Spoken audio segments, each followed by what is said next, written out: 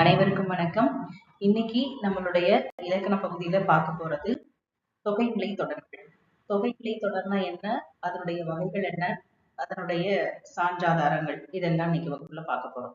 முதல்ல தொகைநிலை தொடர். தொகைநிலை அப்படிங்கிறது ஒரு வாக்கியத்திலேயோ இல்ல சொற்களுக்கு இடையிலேயோ எழுத்துக்களாகவோ இல்ல உருவுகளாகவோ மறைஞ்சு வந்தது அப்படின்னா அதுதான் தொகைநிலை. இது நம்ம என்ன சொல்லுவோம்னா தொக்கி வருதல், மறைந்து வருதல் அப்படின்னு சொல்லுவோம். அதாவது வேற்றுமை உறவுகளாகிய ஐ, ஆல், கு, இன், அது, கண் அப்படின்னு சொல்லக்கூடிய இந்த உறுப்புகள் எல்லாம் மறைஞ்சு வந்தது அப்படின்னா அதுதான் இந்த தொகை நிலையில வரும். தொகை நிலையில 6 வகைப்படும். அதுல வேற்றுமை, வினை, பண்பு, உவமை, ஊமை, அன்மொழி அப்படின்னு சொல்லி 6 வகைகள் இருக்கு. வேற்றுமை, வினை, பண்பு, உவமை, ஊமை, அன்மொழி அப்படின்னு சொல்லக்கூடிய 6 வகைகள். இதுல நம்ம இன்னைக்கு பார்க்கக்கூடியது வேற்றுமை தொகை. வேற்றுமை தொகையில மொத்தம் நமக்கு வேற்றுமை உறவுகள் 8 இருக்கு. அதாவது முதல் வேற்றுமைய எழுவாய்ன்னு சொல்லுவோம். கடைசியாக இருக்கக்கூடிய 8வது வேற்றுமை உறுப்பை வெளி வேற்றுமை அப்படின்னு சொல்லுவோம். முதல் எழுவாய், 8வது வெளி வேற்றுமை.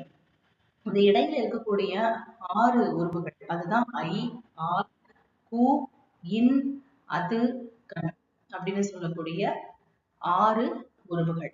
இந்த 6 உறுப்புகளும் மறைந்து வரும். எங்க மறைந்து வரும் அப்படின்னா நிலைமொழிக்கும் வறுமொழிக்கும் இடையில இந்த 6 உறுப்புகளும் மறைஞ்சு வந்தது அப்படின்னா அதுதான் வேற்றுமை தொகை. முதலாம் வேற்றுமை தொகை நம்ம முன்னாடியே பார்த்தாச்சு. அது எழுவாய் வேற்றுமை. எழுவாய் அப்படின்னா ஒண்ணும் இல்ல, பெயர்.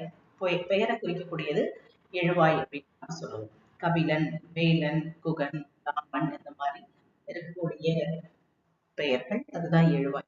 எழுவாய் எப்பொழுதும் முதல்ல வரும்.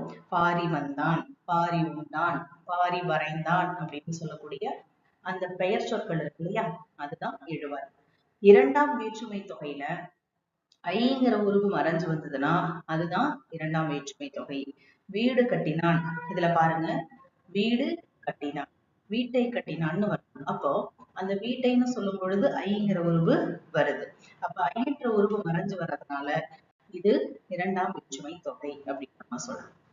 அடுத்தது மூன்றாம் வேற்றுமை தொகை. மூன்றாம் வேற்றுமை உருவு அப்படிங்கிறது ஆள். ஆள் அப்படிங்கிற